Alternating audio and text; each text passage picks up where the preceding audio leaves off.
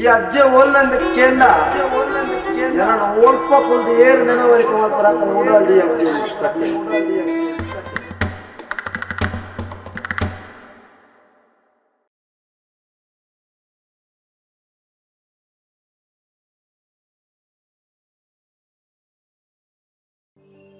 Gauri, a beautiful flower blooming in the middle of a deep jungle. A simple girl who worked hard to lead an independent life despite the hardships of her life. It wasn't easy for her. Having lost her parents at a very young age, she would start her day with a prayer, paying respect to her departed parents, leaving flowers on their graves. She prays with the faith that wherever they are safe and blessing her. The way to the city from her house was through a long, dark bridge, which was the only connection to the place from where she gets her daily needs. But that day was unlike any other. Gauri was returning from the market when she falls prey to the hostile stares of intoxicated youth who were gambling while covered with the clouds of tobacco smoke and a strong stench of alcohol. A woman's worst nightmare.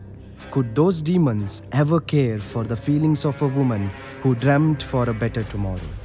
She tried to get past through the stench and the clouds of smoke, but all of that was in vain. For them, she was just an object to quench their thirst for lust. Gauri got scared and started running. The hooligans who had no sense of humanity in their drunken stupor chased after her. Like a deer trying to escape a pack of wolves, she screamed, resisted, and even tried to escape. The more she resisted, more their claws got sharper. As the thirst for lust got more and more stronger, her feelings became utterly meaningless before their aggression. A flower that was blooming was thus crushed and withered. The wings of freedom of a soaring bird that was flying in the blue sky were cut off. And all that Gauri was going through, no one could ever imagine. One after another, the rascals attacked her like plucking the petals of a flower. There was nobody to comfort her in the middle of the forest. If only trees had hands, if only the birds could speak, if only the roads had a life. Nature was just a silent spectator. The scars were not just a wounds on her body. It was a blatant attack on her purity, her freedom, and her very existence. Gauri thought, no, I shouldn't die. I have to live. I must try to forget everything and live on. But it was easier said than done. The brutality of the attack haunted her constantly. Those horrific scenes would appear every time she closed her eyes. Every moment of it traumatized her. Every time she looked into the mirror to apply kumkum, the scar on her lip felt like a million needles pricking at once. The sheer helplessness made her feel miserable. No one could even fathom what she was going through. Gauri, who felt that her life was just as worth as a broken mirror, was bound to give up. She couldn't see any other way out of it except embracing death. This life is not worth living anymore. By losing my dignity, I am already half dead. Now only my body has to die. Thinking so, she proceeds towards the well. As Gauri looked at the death straight in the eye, she heard a girl's cry in the distance. When she rushed in response, she witnessed a small little girl in the clutches of the same scoundrels. The little girl was screaming for help reluctantly. Gauri lived her nightmares once again. Only now she decided there is a reason to live on, to fight against injustice.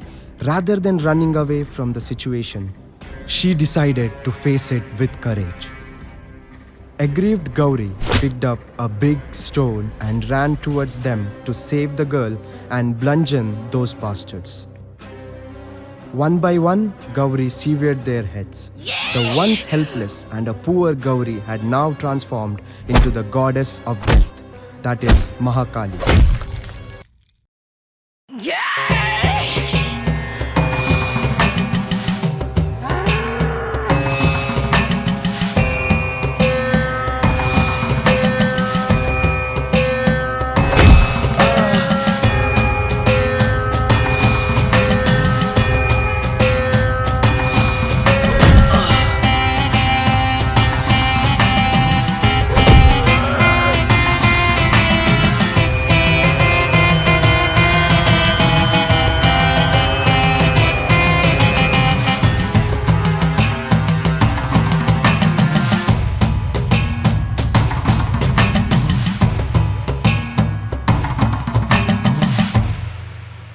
A woman can be both nurturing and vicious.